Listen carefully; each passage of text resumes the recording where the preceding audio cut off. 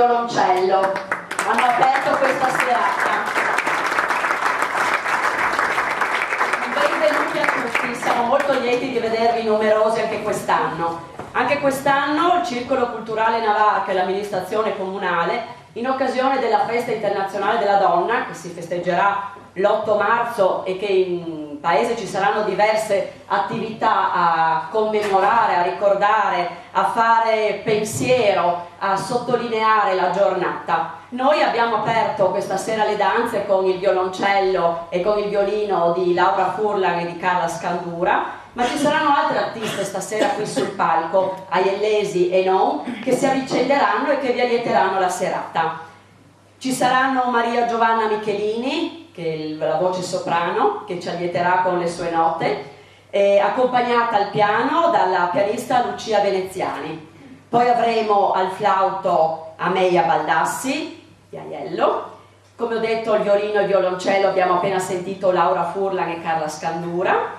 La poesia sarà per voce della professoressa Gabriella Burba, di Cristina Bressan, di cui poi diremo qualcosa, e la sua voce viene questa sera evocata da Stefania Buiat. E poi avremo Tiziana Perini, che darà voce invece alle immagini, alle poesie, all'animo di Alida Virgolini. E quindi Anna Degenhardt, sempre una pittrice e scultrice aiellese, che ci riserverà un momento speciale alla fine della serata. Questa sera è dedicata a tutte le donne, e non solo, anche agli uomini, a quelli che speriamo rendano migliore l'universo femminile, ma a tutte le donne in particolare in realtà questa sera, non solo perché sul palcoscenico qui si avvicenderanno solo delle donne, ma a tutte le donne, alle mamme, alle mogli, alle non sposate, alle compagne, alle artiste, alle maestre, alle casalinghe, alle ballerine, alle infermiere, alle contadine, alle commesse, a tutte le donne indistintamente, a quelle che possono vedere a pieno dei loro diritti, a quelli che possono vivere la vita, esprimere i propri pensieri, fare le proprie scelte, sposare chi desiderano, a quelle invece no, quelle meno fortunate, a tutte le eroine di ieri, di oggi, speriamo anche di domani, quindi alle figlie, alle nipoti, che speriamo possano prendere in mano, ma fare il loro mondo e prendere in mano il loro futuro, che sia loro permesso dalle generazioni più adulte, che abbiano il coraggio e la forza di non lasciarsi sopraffare. A tutte loro noi dedichiamo questa serata e lo facciamo a modo nostro, con la voce, con le note, e diamo inizio alle danze e proprio a loro vogliamo dar voce. E iniziamo con Tiziana Perini.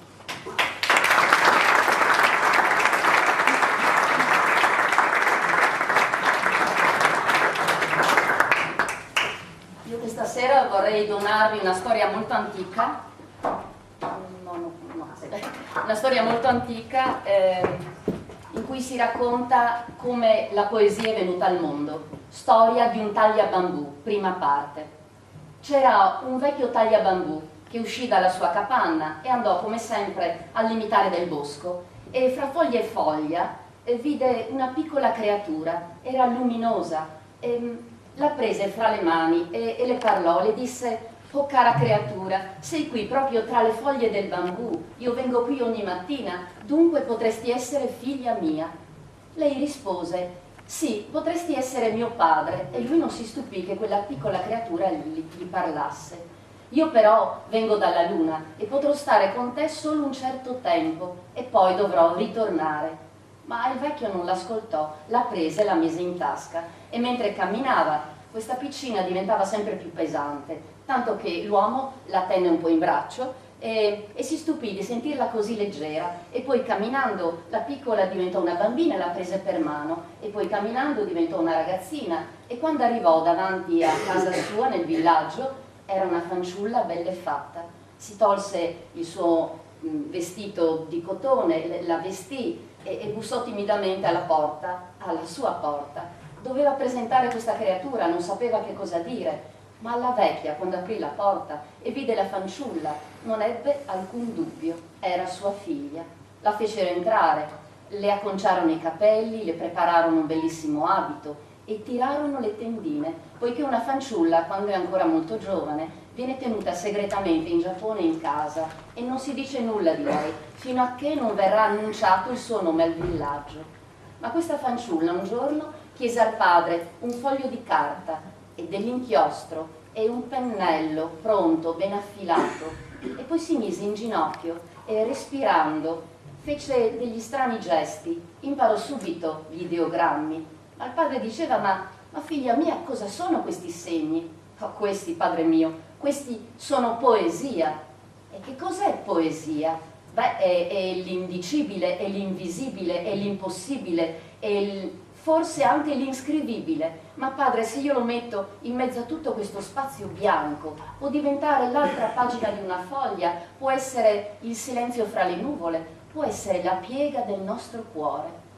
Il padre non capiva nulla di queste parole, ma lasciava che questa strana figlia che diceva di venire dalla luna segnasse questi segni. Alle volte camminava e recitava queste strane parole che risuonavano da qualche parte, ma lui non comprendeva. Padre, ora lascia che questo ramo, e c'era un ciliegio meraviglioso che batteva i suoi rami sulla finestra della sua camera, e lei legava tutte queste cose che scriveva e il vento faceva ondeggiare i fogli. Diceva: vedi padre mio, quando l'aria sposta i fogli, anche queste parole cantano e viaggiano e forse arriveranno lassù sulla luna, perché è là che io tornerò, perché io sono una creatura della luna. Ma il padre non l'ascoltava, neppure la madre, ascoltava con mezzo orecchio. Questa è figlia nostra, dicevano. Ma in paese cominciarono a dire che forse in quella capanna c'era una principessa, forse avevano rapito una creatura, forse c'era una strega, forse qualcuno stava facendo una magia, perché una luce incredibile usciva dalle finestre. Provavano a tirare le tendine, ma quella luce proprio usciva. E questa fanciulla aveva un dono meraviglioso, per cui anche se il tuo cuore era in subbuglio, oppure se eri arrabbiato, oppure se avevi la luna storta, bastava solo leggere uno di quei versi e ogni cosa tornava ad essere in armonia. Ma un giorno la madre disse: ora è tempo di darti un nome, figlia mia. Allora apriremo le tende, apriremo le porte, inviteremo tutte le persone del villaggio e faremo una festa per te, e quel giorno annunceremo al mondo il tuo nome. Ma le disse: madre, non è ancora tempo, lascia che ancora io scriva questa cosa per te strana che si chiama poesia. E chiusero la porta.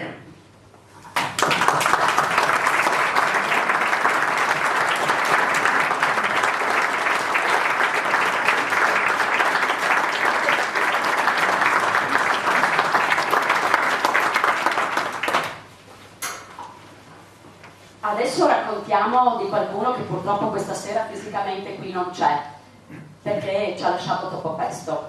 Parliamo della nostra compaesana, di Cristina Bressan, nata e cresciuta qui ad Aiello, e ad Aiello si è anche formata dal punto di vista poetico, di cui addirittura ne fu parte e fondatrice di un circolo. Questa sera abbiamo voluto ricordarla, visto che quest'estate purtroppo se n'è andata troppo presto. E a dare voce alle sue parole e ai suoi scritti meravigliosi abbiamo con noi Stefania Boreal che ce la racconterà.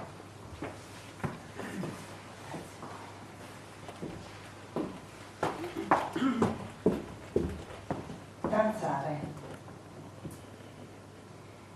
Ho danzato questa notte, coperta dal bagliore, coi piedi sciolti, le mani giravano nello spicchio antartico. Nel respiro sentivo pulsare l'odore leggero, le stelle.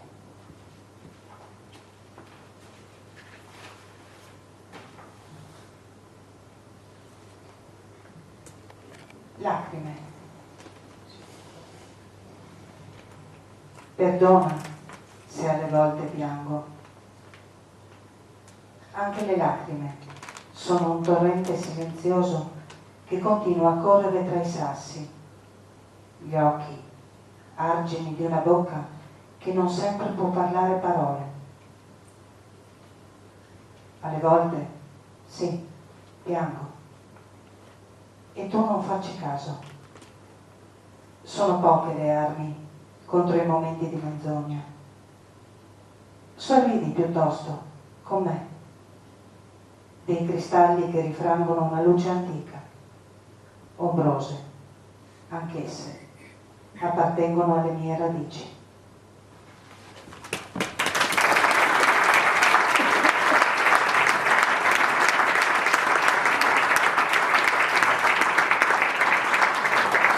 Saranno nuovamente note e ci sarà anche una voce ad aiutarci, quindi qui sul palco Maria Giovanna Michelini e Lucia Veneziano.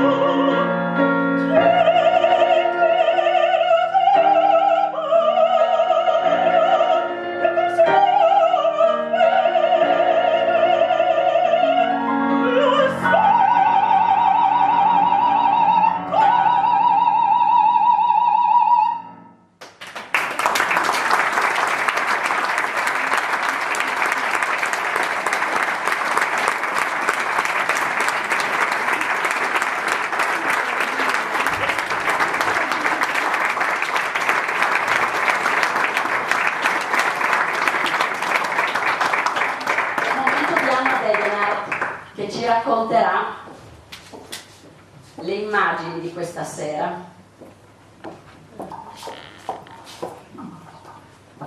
Buonasera a tutti, benvenuti. Dunque, io l'anno scorso ho fatto un accenno alle violenze che le donne devono subire nel mondo, però anche nella nostra società. Violenze di ogni genere, violenze verbali, fisiche, sessuali, psicologiche, economiche e via avanti. Avevo portato un pannello che ho riportato anche quest'anno. Su questo pannello ho disegnato la figura di una giovane donna legata con dei fili che sono il simbolo di tutti questi condizionamenti, queste costrizioni che le donne devono subire, e ho invitato tutti i presenti a disegnare sempre un simbolo di solidarietà che consisteva in un cuore. Quindi 60 persone hanno disegnato 60 cuori, ognuno nella posizione e nel modo che ha ritenuto, insomma, secondo la sua personalità. E hanno disegnato dei cuori abbastanza piccolini, devo dire. E perché l'ho riportato? Perché c'è ancora un po' di spazio in questo pannello per disegnare ancora dei cuori, quindi magari arriviamo a 100, ecco. E quindi chi avrà piacere alla fine della serata potrà disegnare il suo cuore su questo pannello. E appunto solidarietà per queste donne che insomma devono ancora sottostare a questi soprusi, queste violenze. Nel 2016 ci sono stati 130 femminicidi solamente in Italia. Però io vorrei dare anche un messaggio positivo, un messaggio nuovo quest'anno, e come simbolo di questo messaggio naturalmente ho portato un quadro diverso. Però di questo messaggio vi parlerò alla fine. Ecco, a dopo.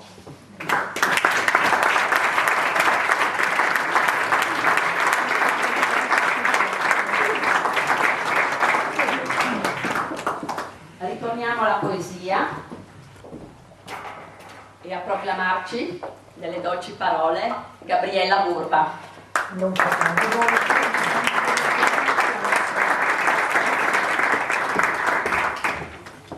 C'è in ogni donna prigioniera un'allodola, ricerca inedita di spazi gai, ove alita lieve la meraviglia, frullio d'ali stupite, vaganti, inquiete, splendente domanda di vita.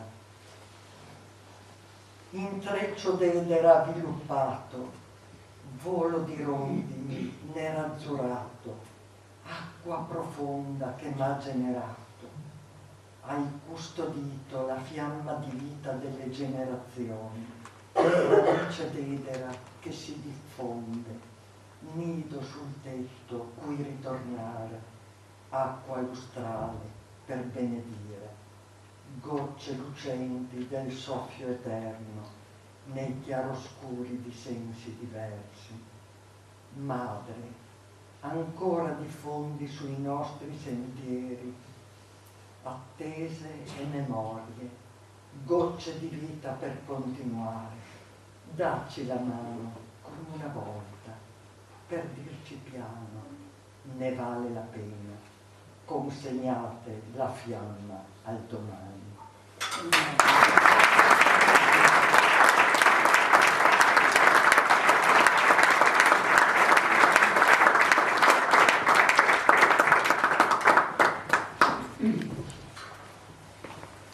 Ed ora delle note, e a suonarci per noi con il suo flauto Amelia Ballassi.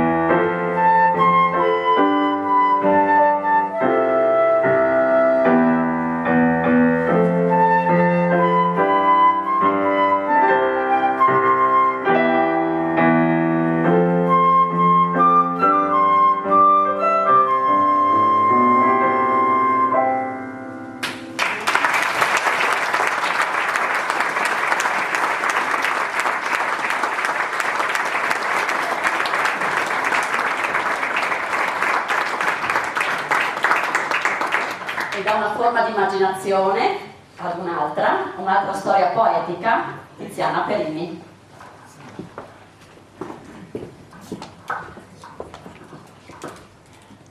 Seconda parte. Madre e padre, possiamo fare questa festa. Aprirono la porta, tirarono le tendine e imbandirono una tavola meravigliosa. E nel mezzo della festa lei venne portata come una principessa, come una sposa. Aveva un abito meraviglioso, una perfetta acconciatura. Il padre disse: vi presento nostra figlia e il suo nome da oggi sarà la principessa della luna. Ma lei non si lasciò prendere tanto dalla festa, dal cibo, chiese ancora fogli e ancora inchiostro e ancora il suo pennello. E quando qualcuno la vide scrivere e sentire le cose che uscivano da quei fogli, da quei segni di inchiostro nero, qualcuno disse: potresti insegnare anche a me? E da quel giorno lei cominciò a mettersi fuori dalla porta di casa sul suo basso tavolino in ginocchio a scrivere, e qualcun altro cominciò a scrivere. Ma dei giovani cominciarono a presentarsi alla sua porta chiedendo di prenderla in sposa. Non posso sposarvi, diceva lei, io non sono di questa terra e quindi non posso avere marito e non posso essere sposa di alcuno, io sono venuta qui solo a portarvi la poesia. Ma un giorno arrivarono 5 cavalieri, erano 5 principi, e il padre disse: non puoi rifiutare a questi principi almeno un tentativo di una parola, figlia mia, non puoi dire no comunque, e poi noi moriremo, e tu che farai? Resterai da sola. E gli diceva: ma il mio tempo non è eterno, padre mio, dovrò presto tornare sulla luna, per cui non ho bisogno di un marito. Ma quando i 5 principi continuavano a restare davanti alla sua porta, di giorno, di notte, non mangiavano, non bevevano, beh, dice, non posso mica lasciarli morire di fame e di sete. Allora, mossa Pietà uscì dalla porta e disse: va bene, vi darò un compito per ciascuno. Se uno di voi mi porterà quanto io chiedo, allora ho bevuto acqua ai Buddha, e a te invece la collana di pietre preziose che sta intorno al collo del drago. A te invece chiedo il ramo d'oro dell'albero d'oro. Tu invece devi portarmi la conchiglia del parto che sta dentro il nido delle rondini. E infine tu devi portarmi il libro con le parole segrete. I 5 partirono, chi per mare, chi per terra. Qualcuno disperato si chiuse dentro una stanza, pagò qualcuno perché facesse un ramo d'oro con delle cose preziose, e quando si ripresentarono lei fece mettere questi oggetti avvolti da drappi di seta e li aprì con grande pazienza, li guardò, li scrutò e alla fine disse: queste sono solo cose, io vi ho chiesto ben altro e quindi non posso sposare nessuno di voi. E ricominciò a scrivere e ricominciò a legare i suoi versi ai rami del ciliegio. Ma la fama di questa fanciulla attraversò il villaggio, passò le montagne e arrivò davanti al palazzo dell'imperatore, si infilò attraverso i corridoi, si presentò davanti a lui, entrò dentro il suo orecchio. E lui pensò che era tempo di conoscere questa strana fanciulla che chiamavano la principessa della luna. Allora mandò un ambasciatore. E quando quel vecchio vide davanti alla sua porta un ambasciatore dell'imperatore, continuava ad inchinarsi e non poteva crederci che l'imperatore stesso volesse vedere sua figlia. Ma lei disse: padre mio, io non andrò dall'imperatore. Ma non puoi fare questo, figlia mia, lui è l'imperatore e nessuno dice di no all'imperatore. Ma io non sono di questa terra e io non soggiaccio alle leggi della terra. Questa fanciulla faceva sempre di testa sua. Il padre era disperato, diceva: si arrabbierà, ci imprigionerà, chissà. Ritorna indietro e proprio lo cacciò a malo modo. Quando l'imperatore vide ritornare il suo messo senza la fanciulla, si arrabbiò, salì lui stesso a cavallo, fece andare con sé perfino dei guerrieri, dicendo: adesso farò pagare a questa famiglia, forse al villaggio. Era furibondo. Ma quando arrivò davanti a quella porta e vide legati ai rami di quel ciliegio quegli strani fogli che sembravano suonare e risuonare, il suo cuore si sciolse, e quando vide la fanciulla pensò che quella forse poteva essere la sua sposa, ma le disse: io non posso sposare creatura umana, ed era ferma davvero. L'imperatore disse solo: potresti insegnarmi a scrivere poesia. E così da quel momento perfino l'imperatore si mise alla scuola della fanciulla. Da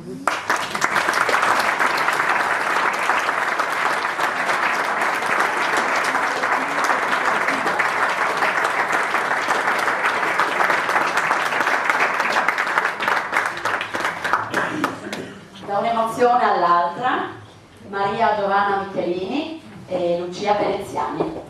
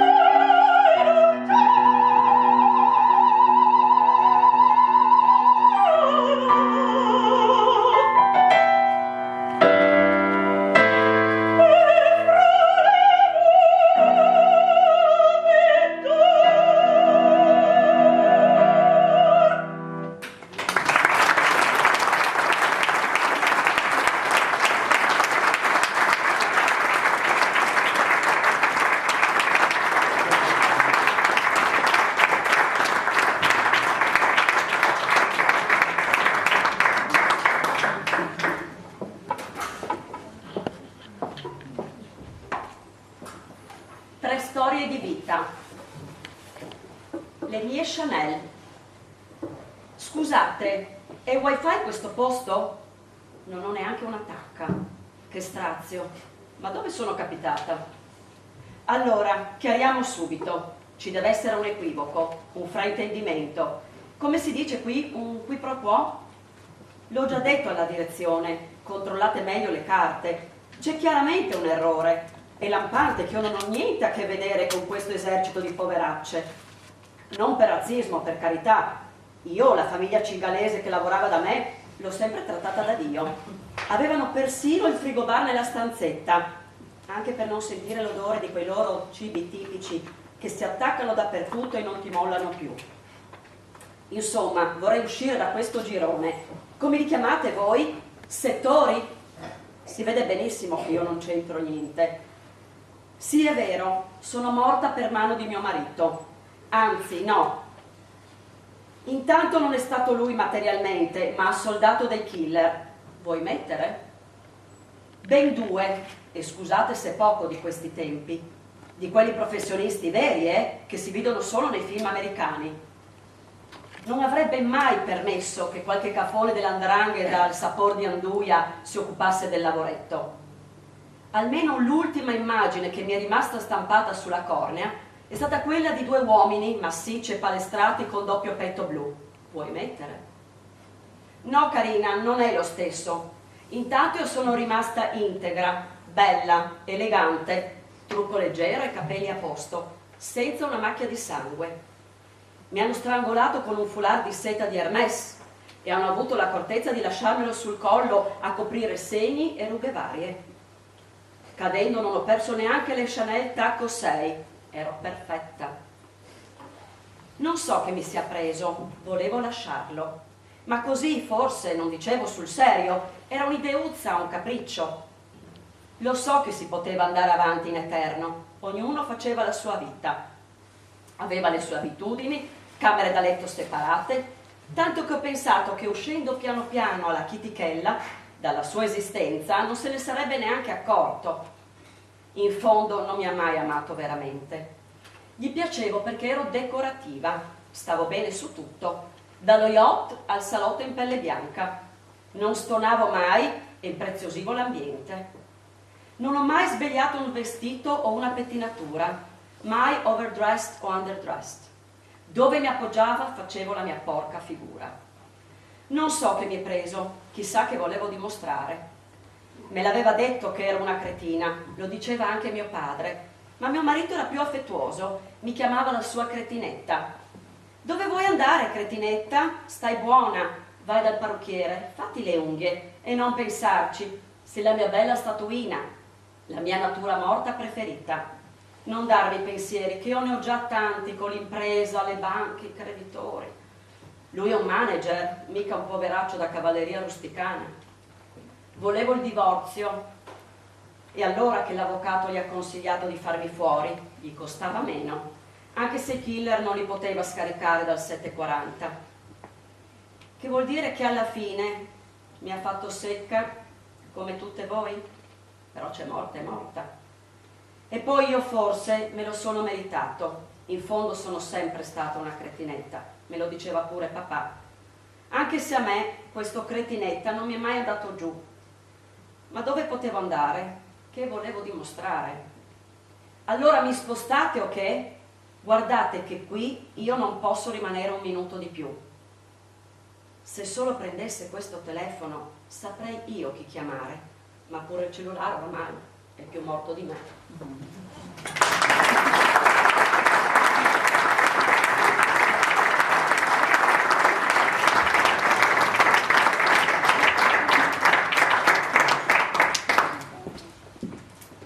Ancora notte con il violino di Laura Furlan e il violoncello di Carla Scandura.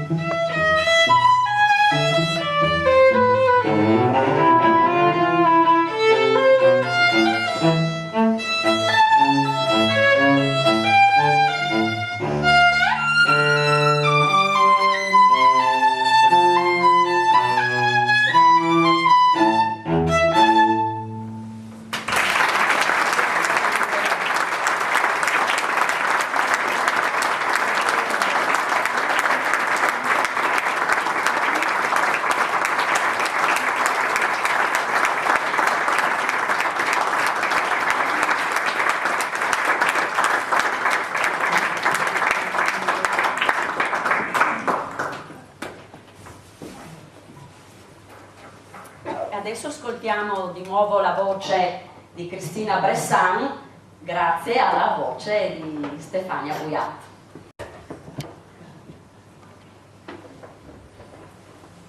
Sogni. Qualche volta so sognare. Tenere albe nel suono del clarino e visioni di granai e verde vivo. Dentro i diamanti umidi, talvolta il ricordo limpido risuona nello schiamazzo delle rondini, sotto sera. Cambiando prospettiva, salgo su un assopito vagone e viaggio altrove.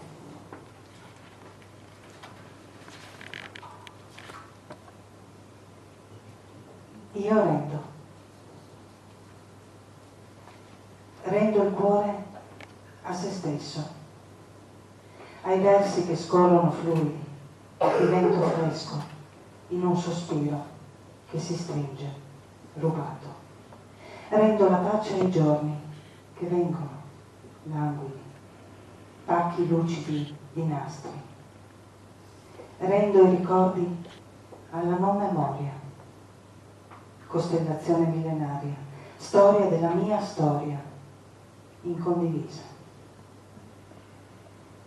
Rendo l'essere umano al mio essere, di carne tiepida, umidi umori, trasformati in diamanti. Rendo la vita a se stessa. Apro questo pugno variopinto, sbriciolarsi in farfalle. Ciao Cristina.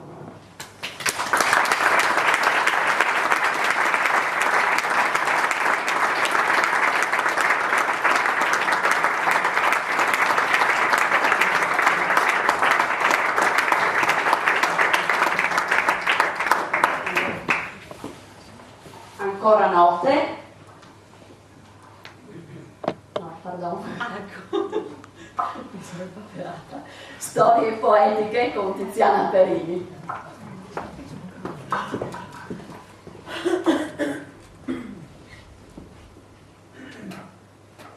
Terza, ultima parte. La luna era quasi piena e la fanciulla stava alla finestra, ma era molto triste. Il padre e la madre le dicevano: smettila di guardare la luna, diventerai ancora più triste. Non mangiava quasi più e stava lì a guardare la luna. Non scriveva quasi più. Verranno a prendermi e sarà presto e dovrò lasciarvi. Ho imparato le lacrime insieme al sorriso. Io non vorrei andare, ma dovrò. Allora il padre si arrabbiò e disse: non ti lasceremo andare, e neppure la madre lo voleva.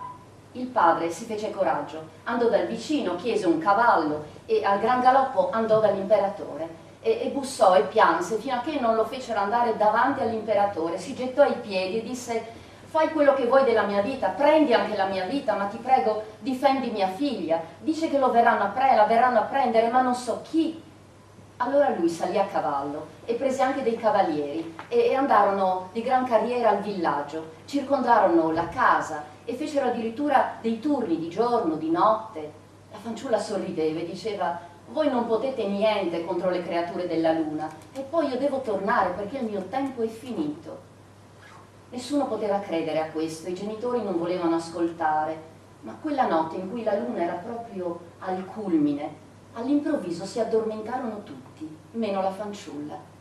Si aprì dal centro della luna una piccola finestrina d'argento e scese una scaletta d'argento, come un foglio di carta che si srotola, fino al centro del villaggio, e delle creature sottili e leggere, che non toccavano neppure gli scalini, arrivarono in un battibaleno proprio davanti alla porta della capanna. La fanciulla aprì, non disse nulla, e quello che sembrava il capo di questa strana compagnia di creature lunari le offrì un mantello. Era il mantello dell'oblio. Le disse: io non lo voglio, perché qui ho imparato lacrime e sorrisi e non voglio dimenticare.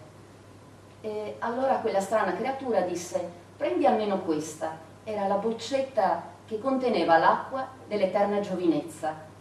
La vita era una cosa preziosissima, sulla terra ancora non era arrivata, e la fanciulla pensò di lasciarla sul tavolo come dono per i suoi genitori. Ma appena la bottiglia toccò il ripiano di legno, il padre e la madre si svegliarono. Come fanno nel sonno, quando un bambino piange, la madre e il padre sentono. Così si svegliarono, poiché erano stati davvero padre e madre per quella creatura. E la fanciulla disse: prendete questo in dono, lo berrete e non morirete mai più. Allora la madre disse: io non voglio per sempre soffrire perché tu te ne sarai andata, perché compresero che non c'era nulla da fare. E piangendo e sfiorandole le mani e dicendole parole lievi, la videro sfumare, allontanarsi su quella strana scala d'argento che si richiuse, si chiuse la finestrina e rimasero da soli dentro la stanza. Allora l'imperatore prese quella boccetta, salì sul suo cavallo e di gran carriera arrivò sul monte più alto che è sul Giappone. E quando fu proprio sulla cima, verso l'acqua, dentro quella specie di cratere, e da quel giorno quella montagna si chiama Fujiyama, che significa non morte. Ritornò al villaggio e c'era silenzio, ma quegli strani fogli con quegli strani segni ondeggiavano più forti sui rami di quel pesco, e all'improvviso le parole sembravano prendere il volo e cominciarono a diventare dei turbini, e loro percepirono suoni di parole e di voci. Era la principessa della luna che ancora li salutava, poiché la poesia, che era venuta sulla terra grazie a lei, mai avrebbe lasciato questa terra.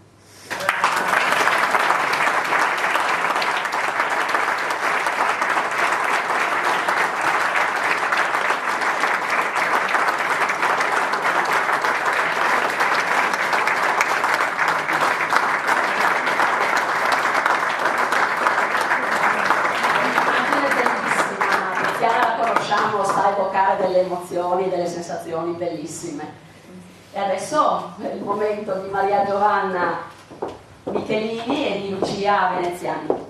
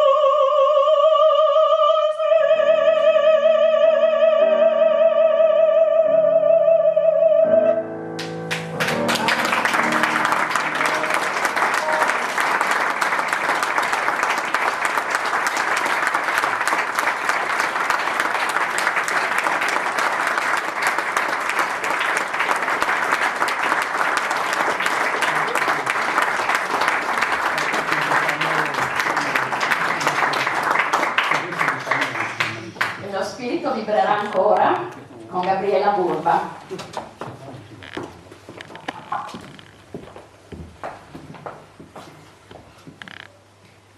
Inghiottite dal pozzo dei giorni, caligine usurata dal cerchio eterno del ritorno, nelle sere perdute le parole abbiamo inseguito nel mondo di sotto, come Alice al di là dello specchio, la fabbrica dei sensi nell'altro riflessi, involute di fumo il sogno adombrato dell'albero d'oro, svaporato nel mito o soltanto velato a casa di Cristina.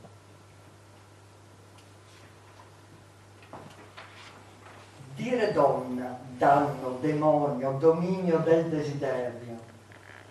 Dire donna, dedizione, dolcezza, diafana docilità, dialettica della duplicità, dioscuri del doppio discorso, dramma della divergenza, dorato dono degli dei, donna del dubbio, dolorosamente divisa.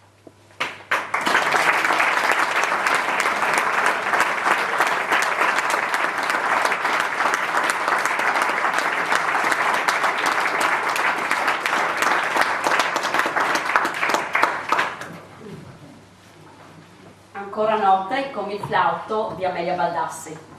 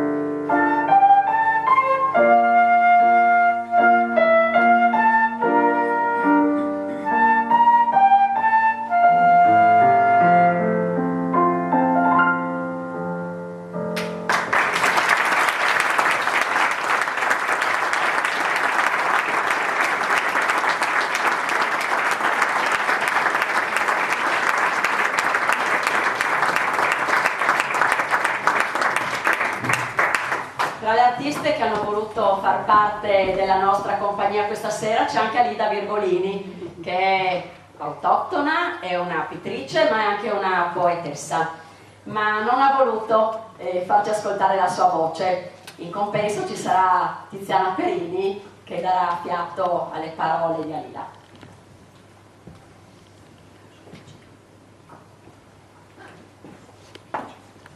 Colori.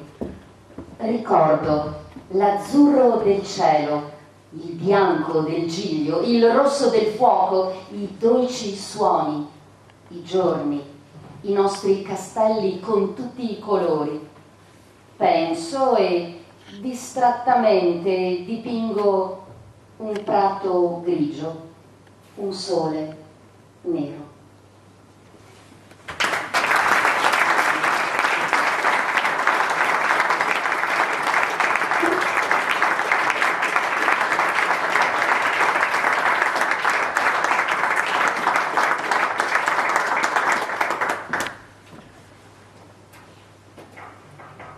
Storie di vita.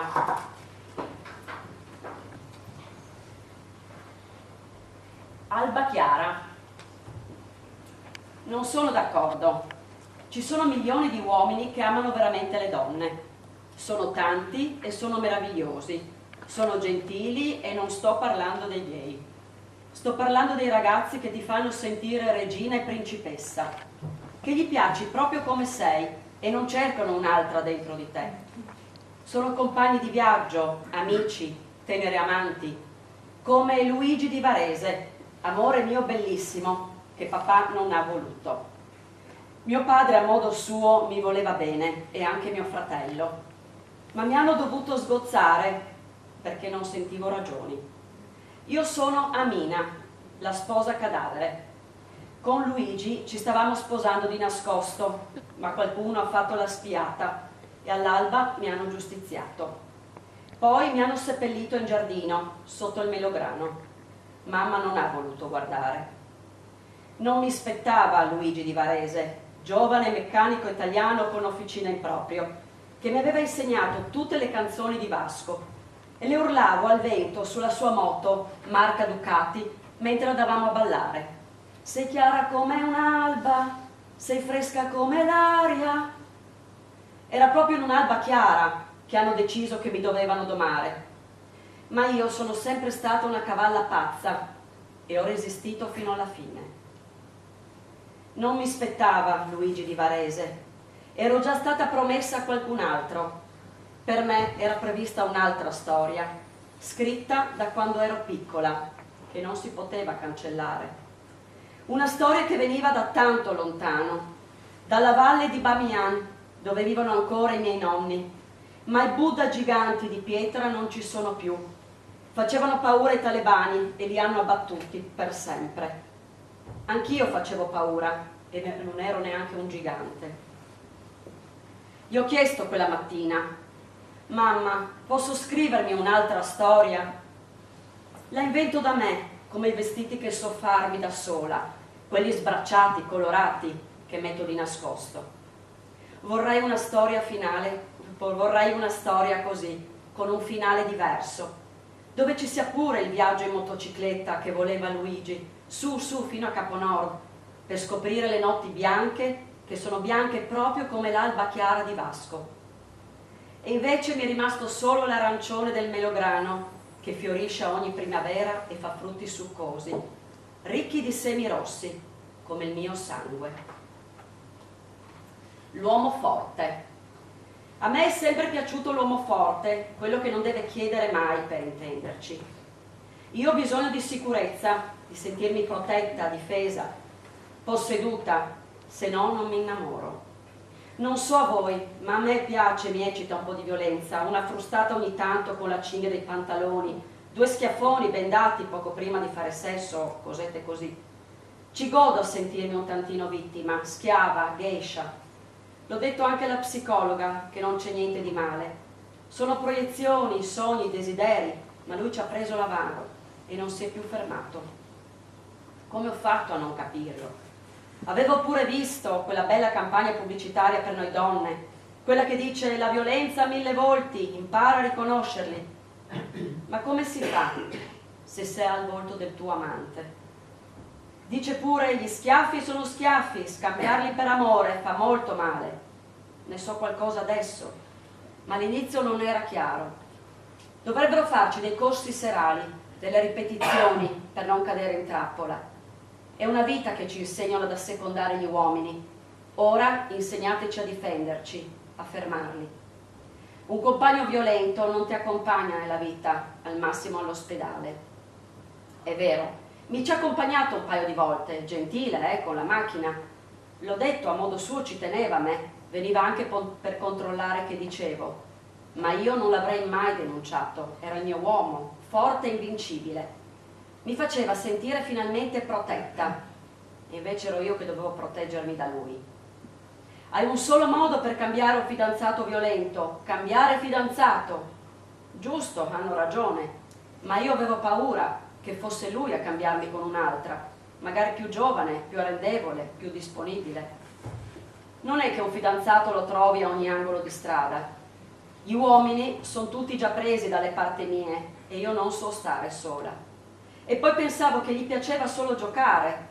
Certo, ogni tanto andava un po' troppo pesante e gli ho detto che stava esagerando, ma non sentiva ragioni. Si rabbuiava e non mi parlava per giorni. Allora per addolcirlo faceva come voleva lui, ma per me non c'era più niente di eccitante. Dicono bene, un uomo violento non merita il tuo amore, merita una denuncia. Lo so, ci sono andata, ma il carabiniere di turno non c'era. Dice che era stato arrestato per aver ammazzato la moglie con la pistola d'ordinanza. Dice, torni domani, oggi c'è un po' di confusione. Ma nella mia vita c'è sempre stata confusione. Non è facile trovare la strada in questo labirinto, a parte che sul lavoro, lì non mi confondo. Sono commessa di intimo in un negozio della provincia Bene di Civitavecchia, la Civitavecchia che conta e viene a servirsi da noi. Vendo completini sadomaso alle mogli dei professionisti. Dopo il successo di quel libro lì, quello sulle sfumature grigio-verde che ti insegna come farti menare per bene, abbiamo avuto il picco di vendite. Sono tutti capetti che servono a risvegliare il desiderio nei matrimoni un po' spenti. È un lavoro delicato, devi stare attenta a non vendere gli stessi articoli anche alle amanti, se no succede un patatrac. Ma qui sta la bravura, ci vuole memoria visiva per fare questo lavoro e io modestamente ero qualcuno nel campo nell'intimo. Mi ha strozzato ieri sera con un paio di mutandine modello Folie de Paris, nuova collezione, pura seta, taglia 42, inserti di pizzo sintetici, euro 27, ottima scelta.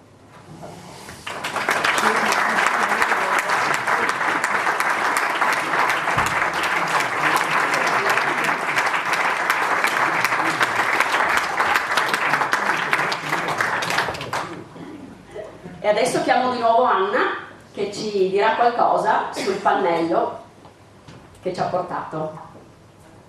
Nel quadro, magari lo vedete dopo con calma, vedete due grandi occhi un po' tenui ma presenti, circondati, avvolti da edera, foglie di edera, che sono il simbolo dell'ambiente naturale, della natura.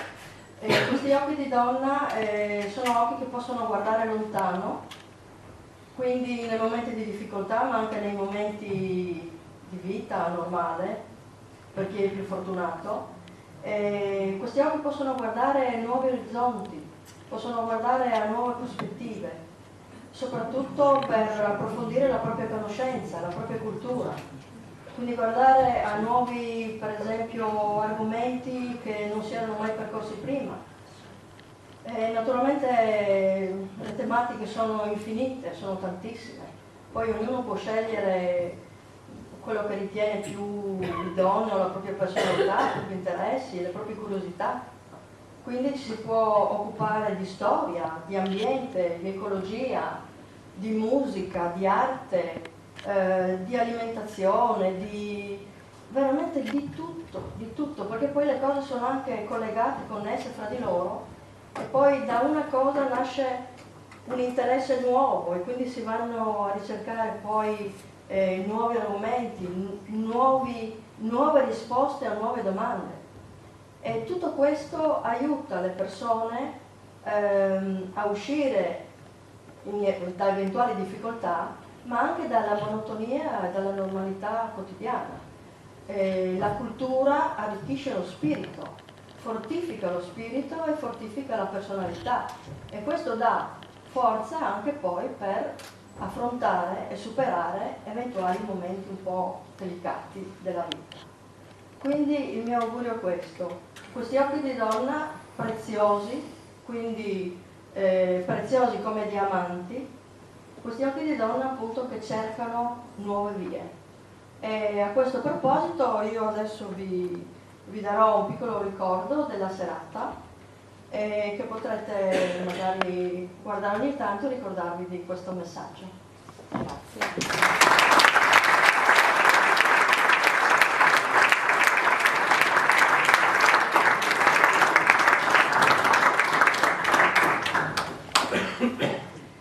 La serata sta volgendo al termine, e mentre Anna distribuisce l'omaggio a tutti voi presenti, perché non è destinato solo alle donne, così come questa serata non è destinata solo alle donne, speriamo che le vibrazioni, le sensazioni, le emozioni che sono alleggiate questa sera, queste immagini bellissime che attraverso le note, le voci, attraverso le parole vi abbiano riempito il cuore, e che possiate portarle in attesa di rivederci il prossimo anno.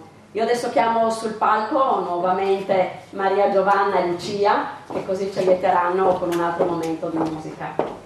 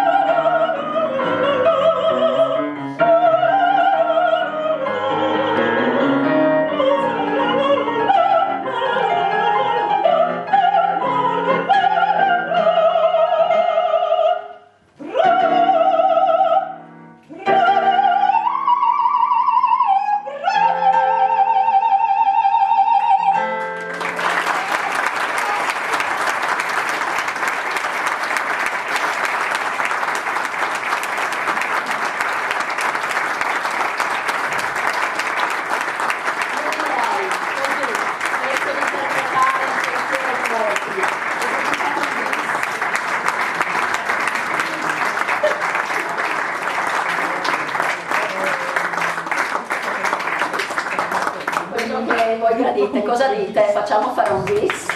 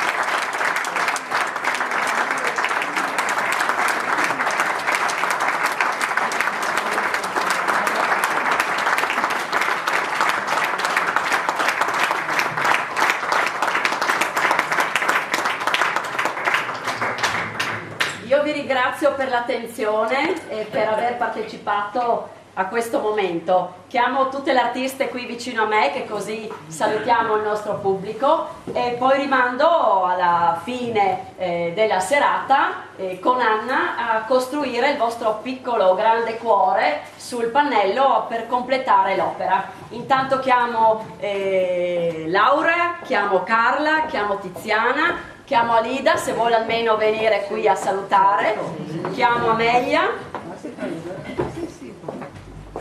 chiamo Stefania, Gabriella, Maria Giovanna, Anna e Lucia.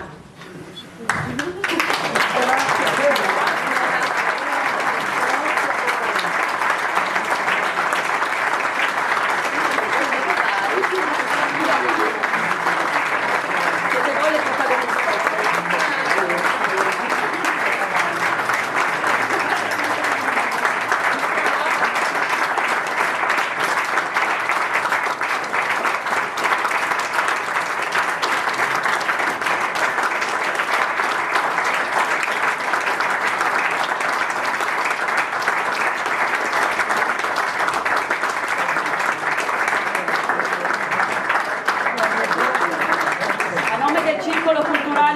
E dell'amministrazione comunale vi auguro buon 8 marzo per chi avrà la bontà di festeggiarlo con le iniziative in paese o con le iniziative comunque che in regione si faranno. Buona serata a tutti voi, grazie, al prossimo anno.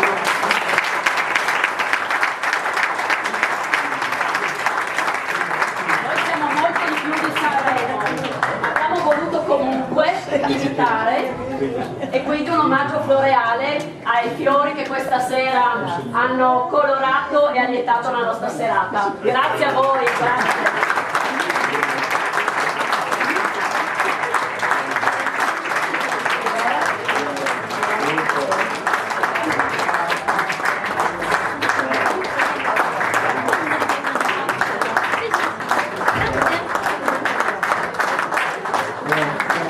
E mentre voi dipingerete i vostri cuori, Carla e Laura ci allieteranno con un po' di musica ancora.